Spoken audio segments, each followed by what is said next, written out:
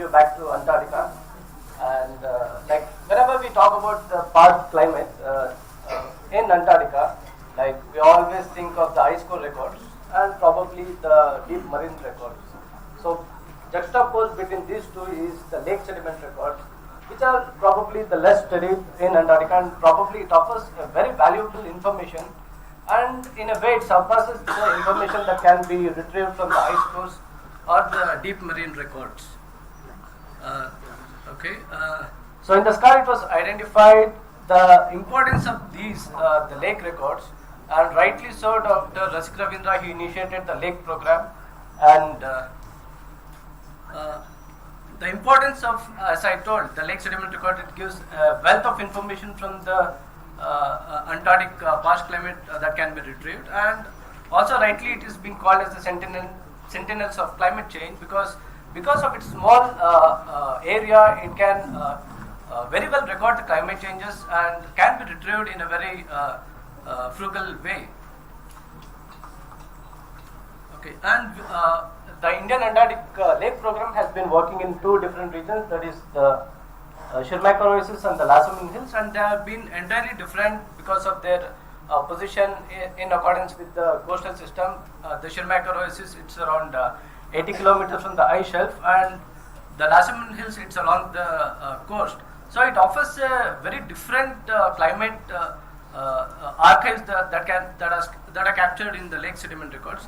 I will be presenting a study from each of these regions, which are widely different, and there are different lakes that can be studied from these regions: the epichelf lake, the island lakes, the proglacial or the periglacial lakes, which record climate and also offers different climatic signatures. And till now, from our records, we have been able to extend up to the last 45,000 years, which is probably very less records go beyond the Holocene, and this is one of the first records where we are reaching up to beyond 40,000 years.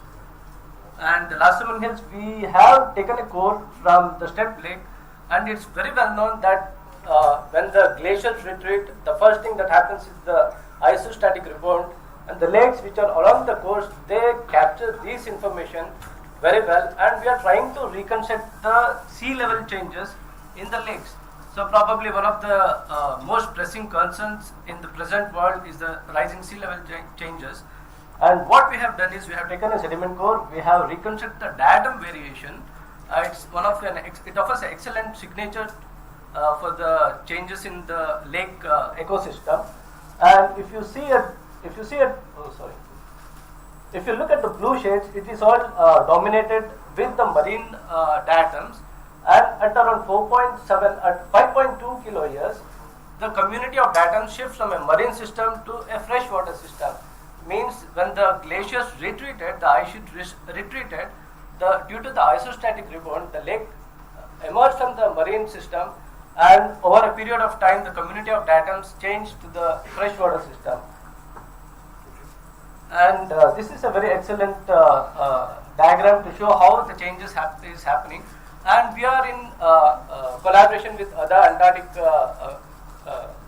working groups, and we are trying to reconstruct the sea level changes along the East Antarctic coast and try to reconstruct a holistic variation in the rising sea level changes.